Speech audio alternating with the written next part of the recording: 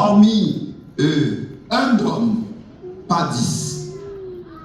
Je cherche un homme qui élève un mur, qui se tienne à la brèche devant moi en faveur du pays, afin que je ne le détruise pas.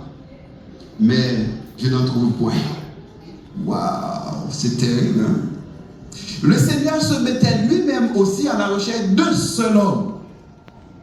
Et cet homme serait, en quelque sorte, le protecteur de toute une nation, de toute une ville. Mais malheureusement, il n'y avait pas. En réalité, est-ce qu'il n'existait pas d'hommes vraiment? Des hommes génériques, des hommes de 2 pieds comme vous et moi? Oui, je réponds, il y avait. Mais l'homme que Dieu cherchait, ce n'était pas facile de le trouver. Et au verset 31 de Ézéchiel, chapitre 22, je répandrai sur eux ma fureur, je les consumerai par le feu de ma colère, je ferai retomber leurs œuvres sur leur tête, dit le Seigneur éternel. Mesdames, mesdemoiselles et messieurs, frères et sœurs, chers amis, par la bouche du prophète Ézéchiel, mais à Jérémie aussi, le prophète et Jérémie a prophétisé. Et Dieu parlait au verset 1 et 2 du livre de Jérémie, parcourez les rues de Jérusalem. Les rues. Les rues. Regardez. Regardez.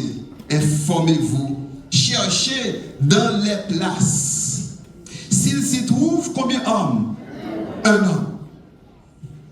Un homme. S'il s'y trouve, un homme. S'il y en a un qui fait quoi? Qui pratique la justice, qui s'attache à la vérité. Un homme qui dit la vérité, mes frères. S'il se trouve un homme, et je pardonne à Jérusalem. Voyez la protection de seul homme. Ce n'est pas plusieurs. Il y a Saint, tu es là? Oui. Mon ami, ouais. Wow, je suis content de vous voir. Merci. Nous avons été à la faculté de théologie ensemble. Merci, merci. Nous avons été au doctorat ensemble. Merci. Nous avons souffert beaucoup pour étudier la théologie ensemble. Merci. Je vous aime. Merci, merci. Merci. Merci. Bien-aimés frères et sœurs, chers amis, Dieu à la recherche d'un homme, un seul.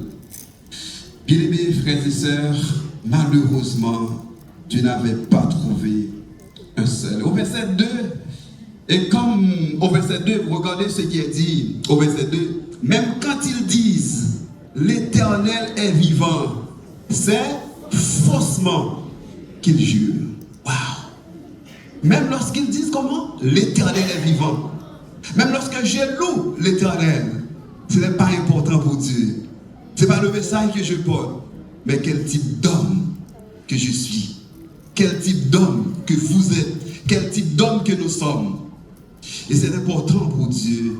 Au verset 4, bien aimé, Dieu continue de décrire l'état du peuple au verset 4. Je disais, ce ne sont que des petits, comme si je ne peux pas trouver, ce sont parmi les petits, ce qu'on pourrait considérer comme des petits hommes. C'est correct. Il agit et enseigne, en est censé, ils sont des petits frères, parce qu'ils ne connaissent pas la voix de l'Éternel, la loi de leur Dieu, au verset 4. Mais l'important pour moi, regardez au verset 5, parmi, et pourquoi? Regardez au verset 5, Dieu ne trouve pas aussi parmi les grands. Ce sont des petits, mais parmi les grands, il ne trouve pas. Bien aimé, le lieu, pourquoi Dieu avait demandé d'aller sur les places publiques? Parce que ce sont des lieux de rencontre et d'interaction. Ce sont des lieux de centre, c'est en quelque sorte de centre de la vie civique. Et si on ne peut pas trouver à travers les synagogues, si on ne peut pas trouver à travers les églises, si on ne peut pas trouver à travers au bureau des fédérations, au bureau des unions, de l'union, ou bien si on ne peut pas trouver, si on ne peut pas trouver à travers, au niveau du bureau de la conférence générale, allez, à travers des places publiques, dans les centres de la vie civique et des lieux de transparence et de visibilité. Allez, regardez à travers les rues s'il s'y trouve un homme. Un qui pratique la justice. Pas n'importe quel homme, s'il s'y trouve un qui dit la vérité, qui s'attache à la vérité, je pardonne à Jérusalem. Bien-aimé, l'Éternel a dit, pas de problème, si parmi les petits il n'y a pas, mais pour ceux qui se considèrent comme des grands, regardez au verset 5, Jérémie 5, verset 5, parmi les grands, j'irai vers les grands. Vous savez, sur cet été, il y a des grands hommes, des hommes qu'on ne peut pas même citer leur nom. Mais regardons parmi les grands, et je leur parlerai, car eux, ils connaissent la voix de l'Éternel, la loi de leur Dieu, mais ils ont tous aussi brisé le jour, rompu les liens. Amen ou hélas? Hélas. Cela veut dire que mes frères, aujourd'hui, vous qui êtes connectés avec nous, nous qui sommes des hommes ou des femmes, et vous allez comprendre que Dieu n'a pas tort. Dieu n'a pas tort parce qu'il y a quelque chose que je vois dans ma Bible que je ne vais pas citer. Je n'aime pas comment dire ça.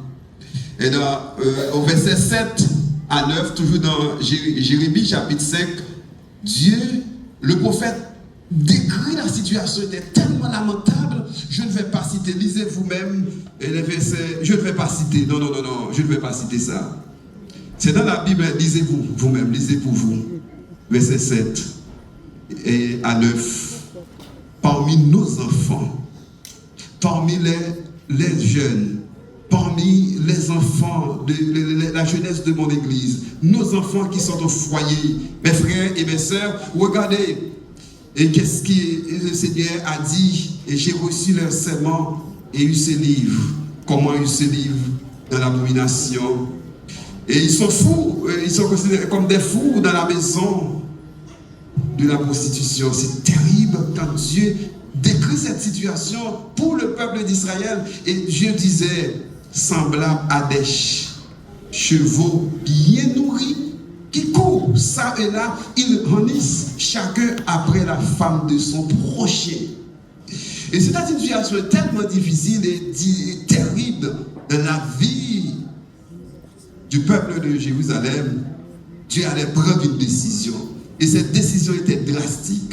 Cette décision était une décision qu'on pourrait considérer, ce n'était pas une bonne décision. Mais la question au verset 9, pour terminer avec cette partie, ne châtierai-je pas ces hommes-là? Dieu se pose la question. Est-ce que je dois me croiser les bras? Est-ce que je ne vais pas châtier ces genres de choses, ce genre de comportement? Dit l'Éternel, est-ce que je ne dois pas me venger d'une pareille nation?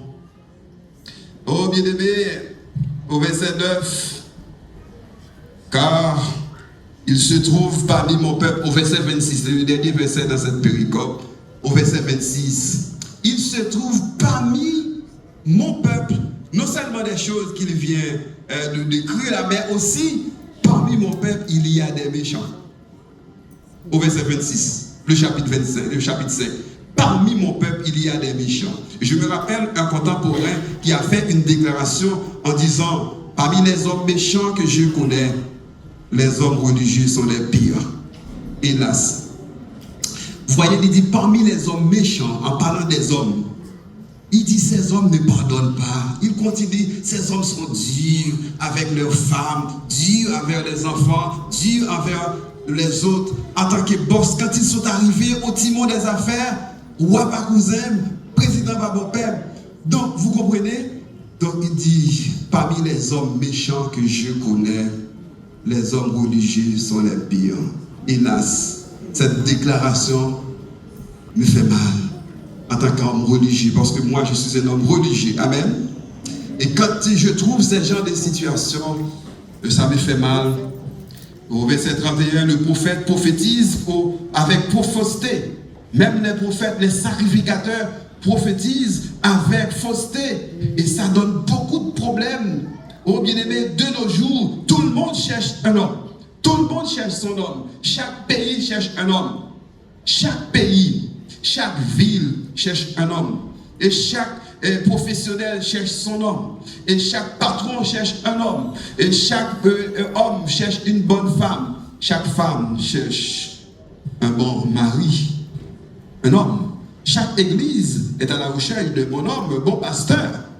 Et chaque enfant souhaite avoir de bons parents. Hélas, il n'en trouve pas. Et des fois, mesdemoiselles, messieurs, frères et sœurs,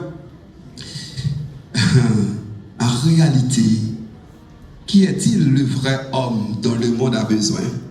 Qui est-il cet homme? Qui est-il en réalité cet homme dont le monde a besoin? Et très souvent, il passe inaperçu. L'homme vrai, peut-être en quelque sorte, pas Jean qui a monté chez Apodiomo. L'homme vrai, on ne doit pas que Jean connaisse.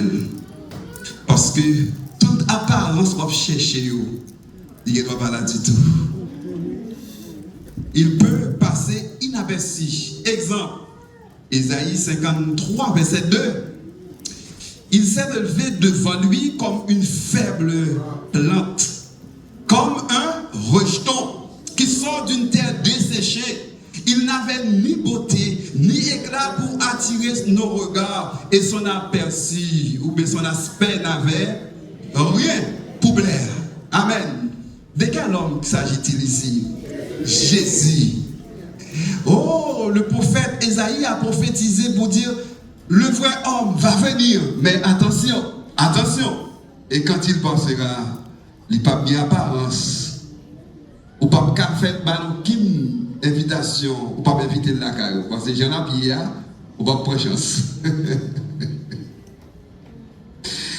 Le vrai homme, mes frères, le vrai homme, il peut passer inaperçu, sous silence, comme une faible plante, comme un rejeton qui sort d'une terre desséchée, parce qu'il n'avait pas de beauté, il n'avait pas d'éclat pour attirer nos regards, et son aspect n'avait rien pour plaire.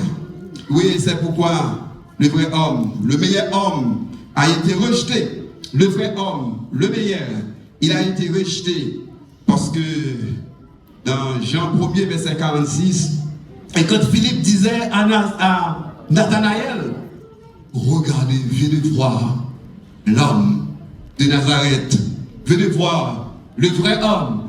Qu'est-ce qu'il avait répondu? Nazareth. Peut-il venir de Nazareth quelque chose de bon? Non, si c'est Nazareth qui est sorti, jamais. Il va gagner. Et pourtant, il parlait de bon, mais pourtant le meilleur venait de Nazareth. Amen. Il parlait de bon, et pourtant le meilleur homme venait de Nazareth, Jésus de Nazareth. Bien aimé, il était venu chez les siens, et les siens de l'homme reçu. Elle veut dire la parole. Elle est venue chez les siens, et les siens ne l'ont pas reçu. Mais à vous, mes frères, à vous, ma soeur, nous qui avons la possibilité de recevoir le vrai homme, il va transformer notre vie au nom de Jésus. Amen. Oh, bien-aimé, les caractéristiques de l'homme que Dieu cherche aujourd'hui, c'est quelqu'un qui est humble. Oh, Jean-Baptiste disait, il faut qu'il croisse et que moi, je diminue. Il faut qu'il croisse et que je diminue. Jean 3, verset 30. Le vrai homme, bien-aimé, dans Jean 3, les caractéristiques de l'homme que Dieu cherche, c'est quelqu'un qui est tellement humble qu'il reconnaît qu'il faut qu'il, en parlant de Jésus, grandit dans sa vie et lui-même pour le capable de pipiti. Oh, le vrai homme, bien-aimé, frères et sœurs, c'est quelqu'un qui est une source de bénédiction pour les autres. C'est quelqu'un qui est un conjoint qui possède, en quelque sorte, les 4 C. C'est quelqu'un qui passe dans le laboratoire 4C. Laboratoire combien c'est? 4C. Allez plus bas, vous allez voir rapidement le vrai homme. L'homme que Dieu cherche, c'est quelqu'un qui possède un homme qui sait comment communiquer avec sa femme. Le premier signe, communication, collaboration, compréhension et confession. C'est-à-dire, c'est quelqu'un, l'homme dont le Seigneur a besoin, l'homme que Dieu cherche, c'est quelqu'un qui passe dans ce laboratoire que nous appelons 4C pour tout vrai homme. Communication, collaboration au niveau du foyer. Et c'est quelqu'un aussi qui est compréhensif par rapport à telle ou telle situation. Je ne peux pas prendre telle décision. C'est quelqu'un qui savait dire et qui doit dire tout le temps, je suis désolé. Vous ne pouvez pas avoir raison tout le temps. C'est le vrai homme, c'est quelqu'un qui sait dire, je suis désolé, chérie, pardonne-moi. Je regrette. Et tout autant qu'on n'a pas dit ça, il te manque quelque chose. Et le vrai homme, bien-aimé, frères et sœurs, chers amis, c'est un instrument de paix. Huitièmement, c'est un instrument de paix. Un instrument de paix. Pour répéter, cet homme, François d'Assise, dans sa prière, dit, Seigneur, fais de moi un instrument de paix. Là où il y a la haine, que je mette l'amour. Vous allez continuer vous-même parce que c'est tellement long, c'est tellement beau aussi. Là où il y a la haine, que je mette l'amour.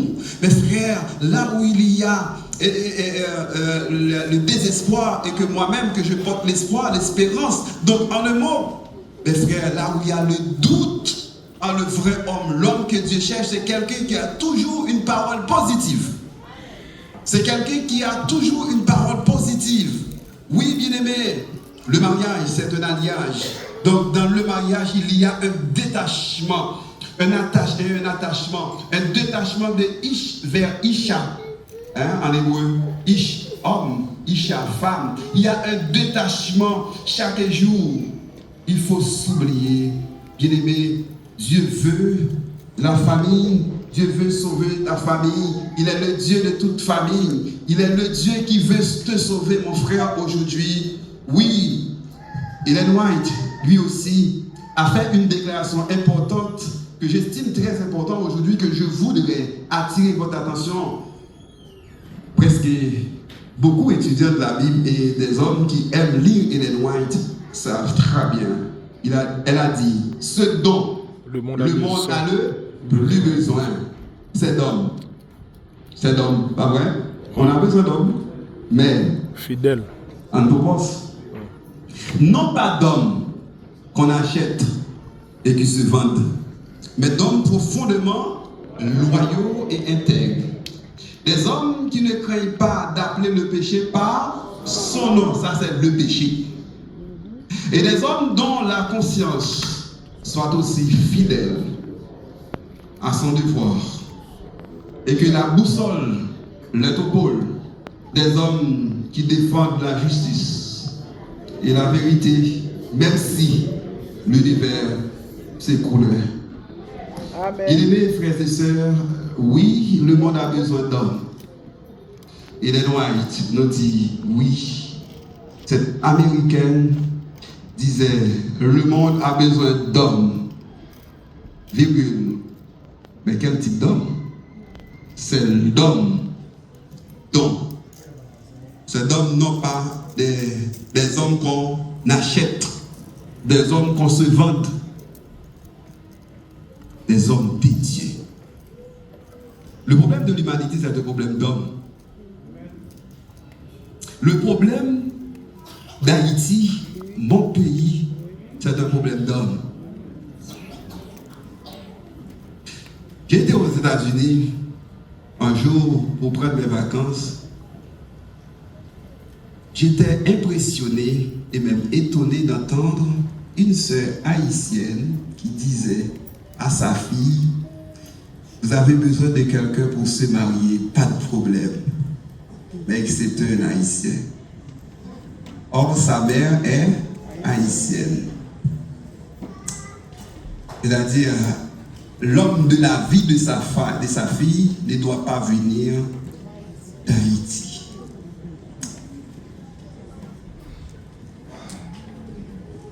Mes frères, vous comprenez, moi qui suis haïtien, jusqu'à présent, et bon haïtien, après avoir entendu une telle déclaration dans la bouche d'une personne d'origine haïtienne, quelle que soit sa nationalité, autre, ça me déchirait complètement.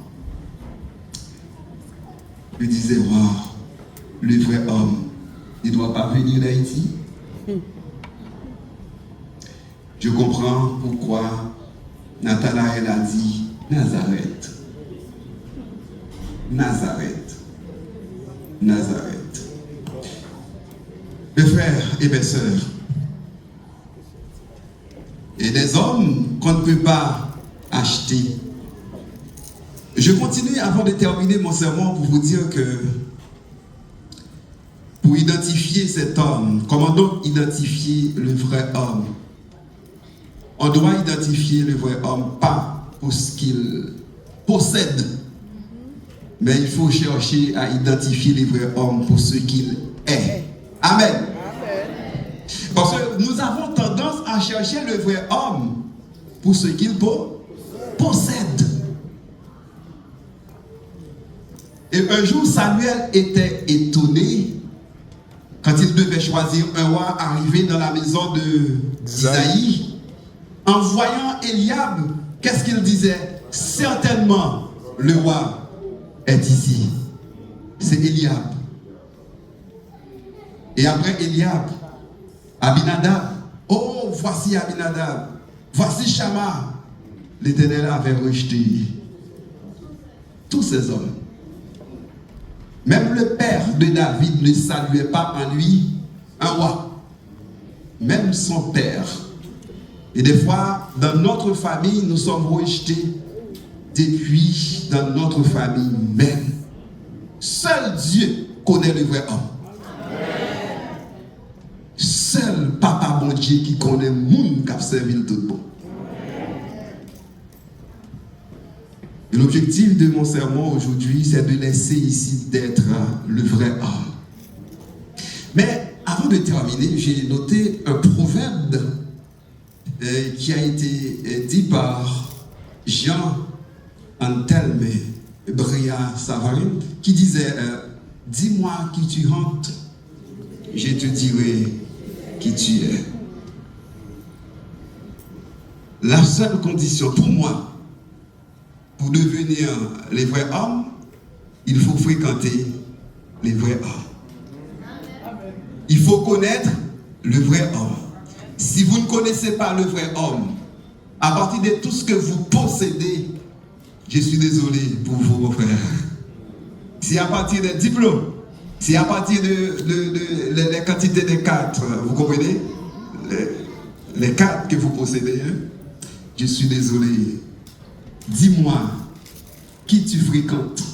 Dis-moi qui tu rentres. Je te dirai qui tu es. Si tu crois à la conclusion de mon sermon, si tu crois, mon frère, tu fréquentes Jésus, tu es le vrai homme. Amen. Ma soeur, si tu crois, tu es l'ami de Jésus, tu es la vraie femme, la vraie. C'est le ministère des hommes. Tu es la vraie femme. Tandis que je vais terminer, je crois qu'aujourd'hui dans l'Assemblée, il y a des vrais hommes, des vraies femmes de Jésus. Je crois, avant de terminer, il faut prononcer une prière pour ces personnes qui luttent. On avait prié pour Pasteur Wilfrid, mon ami, mon collègue, mon pasteur. Nous comprenons dans la situation dans laquelle il se trouve, sa famille se trouve. Mais à la fin de mon sermon, la personne qui doit prononcer la bénédiction, on va citer encore le nom de Wilnick Louis. Là où il se trouve, le vrai homme le connaît. Que le Seigneur, dans sa grâce infinie, puisse vous bénir tous et qu'il vous aide de laisser ces lieux avec assurance, avec garantie. Toi, mon frère, toi, ma soeur, tu es vrai parce que tu connais le vrai homme. Que Dieu puisse vous bénir tous. Amen.